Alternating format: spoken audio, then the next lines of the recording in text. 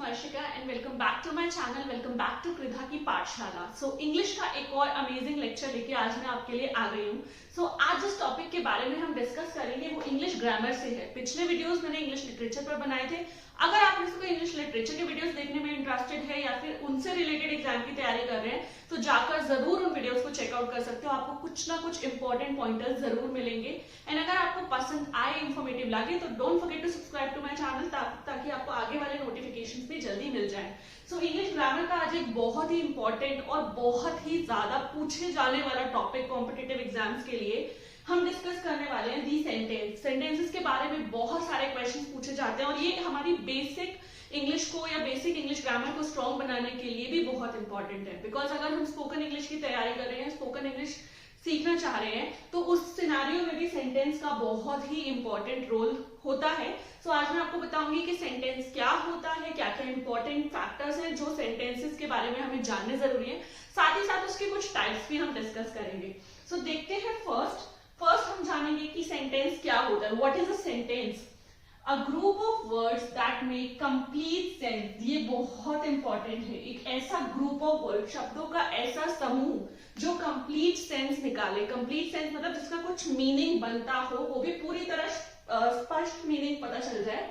A group of words that make complete sense is called a sentence. उस शब्दों के पूरे समूह को जिसका एक स्पष्ट मीनिंग निकले, मतलब निकले, तो हम उसे क्या बोलते हैं? सेंटेंस. तो आप इस जो ये प्रॉपर, ये भी एक तरीके का सेंटेंस ही है, इसको आप डेफिनेशन के रूप में जान सकते हो. सेंटेंस की डेफिनेशन अगर कोई पूछ ले तो you can say a group of word that make complete sense is called a sentence. ये सब कुछ आपको इंस्टाग्राम पेज पे मिल जाएगा. वहां से जाकर अपने नोट्स में इसको लिख सकते हो. Next, we must not forget. हम ये चीजें सेंटेंस के बारे में बिल्कुल नहीं भूलनी चाहिए. बिकॉज कहते हैं ना, किसी भी चीज का कोई सार होता है, लाइक कुछ छोटे छोटे कंपोनेंट्स मिलकर उस चीज को इंपॉर्टेंट बनाते हैं.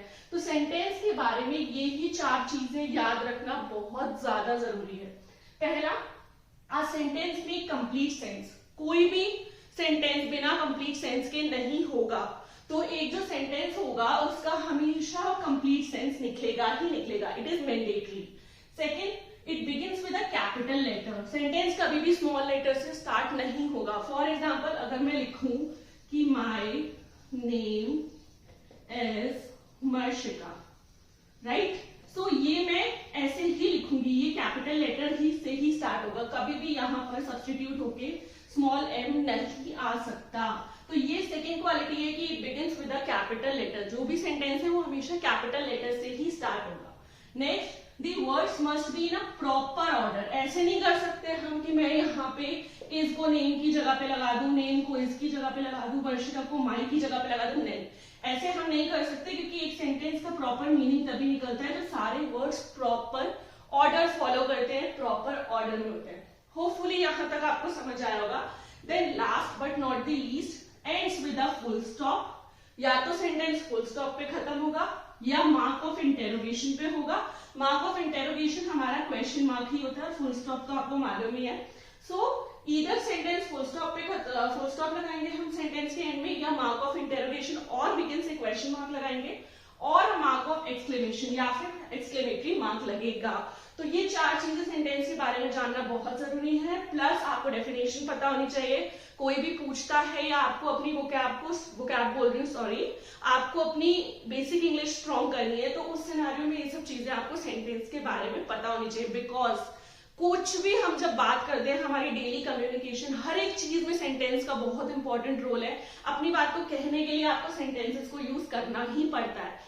ये तो हो गया उसका बेस. अब बेस के बाद हम चलते हैं टाइप्स की तरफ और देखते हैं कि सेंटेंस को कितने टाइप्स में एग्जिस्ट करता है. तो आप वीडियो को एंड तक जरूर देखना, कोई भी इंपॉर्टेंट पॉइंट मिस नहीं होना चाहिए. Let's move on to the next part. आज हम फ्रेजेस के बारे में बात करेंगे. Because phrases is very much और a phrase is very much interconnected with a sentence. Okay, देखते हैं क्या है.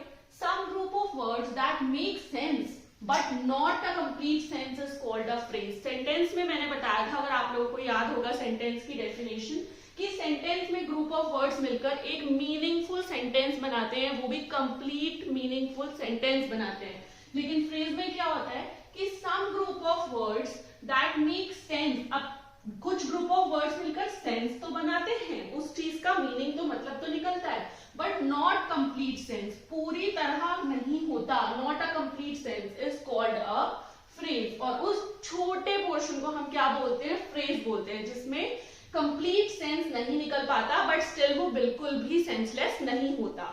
ठीक है, प्लेड अ हॉकी, आप एग्जाम्पल के थ्रू समझने की कोशिश करेंगे। जैसे अगर कोई बोले कि प्लेड अ हॉकी, अब प्लेड अ हॉकी, हॉकी खेला, क्या मतलब, लाइक इसमें हमें कुछ कंप्लीट सेंस भी नहीं पता चल रहा और हाफ भी कुछ नहीं पता चल रहा, लाइक सेंसलेस है, तो it is not a phrase, ये फ्रेज नहीं है और सेंटेंस तो बिल्कुल भी नहीं है। अभी इसी के कॉन्ट्री में हम देखेंगे अ हॉकी मैच, एक हॉकी मैच, अगर हम हॉकी मैच की बात करें, एक हॉकी मैच, तो कुछ इसका इनकम्प्लीट सा सेंस निकल रहा है, मीनिंगफुल, ठीक है, लेकिन मतलब मीनिंगफुल तो है लेकिन कंप्लीट नहीं है ये, तो इसको हम सेंटेंस नहीं बोल सकते, तो इसको हम क्या बोलेंगे, we will call it a phrase, right. We can turn a phrase into a sentence by adding some words to it. हम किसी भी फ्रेज को सेंटेंस में कन्वर्ट कर सकते हैं और उसके लिए हमें क्या करना होगा, जस्ट हमें कुछ वर्ड्स ऐड ऑन कर देने हैं उस फ्रेज के अंदर, ताकि वो कंप्लीट मीनिंगफुल सेंटेंस में कन्वर्ट हो जाए। For example, stand in a Q at the bus stop, line में खड़े हो जाओ बस स्टॉप पर। My mother told me a funny story last evening. मेरी मदर ने मुझे एक कॉमेडी या फनी स्टोरी सुनाई थी लास्ट इवनिंग। सो ये जो है ये सेंटेंस है, बट ए हॉकी मैच एक फ्रेज है। होपफुली आपको डिफरेंस समझ आया होगा। बिल्कुल दोनों की डेफिनेशन जो है उसमें स्लाइड सा डिफरेंस है, दैट इज यहाँ पे आ जाता है, that makes sense but not a complete sense, पूरा कंप्लीट सेंस नहीं निकलता, और सेंटेंस में पूरी तरह कंप्लीट सेंस निकलता है या मीनिंग निकलता है। तो फ्रेज और सेंटेंस हमेशा इंटरकनेक्टेड रहे हैं, बिकॉज अगर फ्रेज के अंदर आप कुछ वर्ड्स को एड ऑन कर दोगे तो वो क्या बन जाएगा, सेंटेंस बन जाएगा।